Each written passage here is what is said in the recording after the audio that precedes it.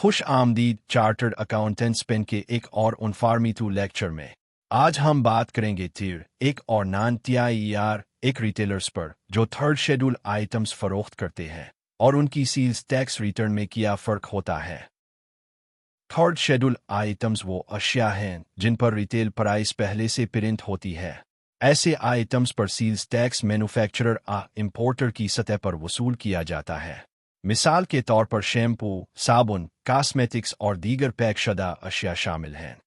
Tier एक retailer वो होता है जो FBR में रजिस्टर्ड हो और पॉइंट ऑफ सेल सिस्टम से मुंसलिक हो। ऐसे रिटेलर्स की सील्स खुदकार तौर पर FBR को रिपोर्ट होती है। ये रिटेलर्स सील्स टैक्स रिटर्न में आसानी से उन फिट टैक्स क्लेम कर सकते हैं।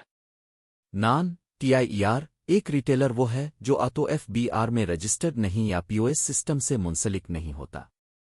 ये रिटेलर्स थर्ड शेड्यूल आइटम्स तो बेचते हैं मगर खुद आउटपिट टैक्स चार्ज नहीं करते।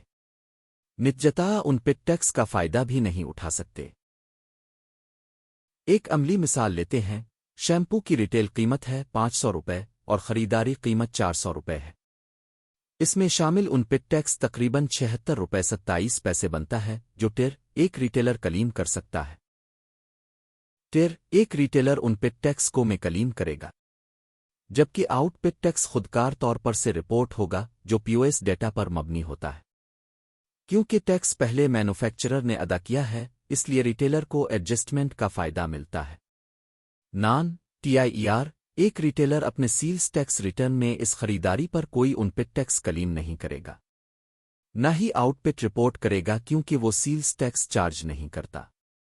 इसे सिर्फ मुनाफा होता है मगर टैक्स में कोई क्रेडिट फायदा नहीं। टियर एक रिटेलर को मिलते हैं कई टैक्स फवाइद जैसे कि उनपिट एडजस्टमेंट, POS से ऑटो रिपोर्टिंग और बेहतर ट्रांसपेरेंसी, जबकि नॉन टीआईआर एक रिटेलर ये सब फवाइद हासिल नहीं कर सकता। ये फ़र्क टैक्स क्रेडिट ऑडिट और कंप्लायंस में बहुत अहमियत रखता है। खुलासा ये कि टियर एक रिटेलर को ज़्यादा टैक्स फवाइद हासिल होते हैं। POS इंटीग्रेशन की वजह से सील्स की मुकम्मल रिपोर्टिंग होती है और उनपिट टैक्स का फ़ायदा भी मिलता है। इससे न सिर्फ कंप्लायंस बेहतर होती है बल्कि ऑडिट में भी आसानी होती है। Thanks for watching chartered accountants pen. बड़ा करम सब्सक्राइब करें और बेल आइकन दबाएं ताकि आपको आइंदा वीडियोस की इत्तला मिले।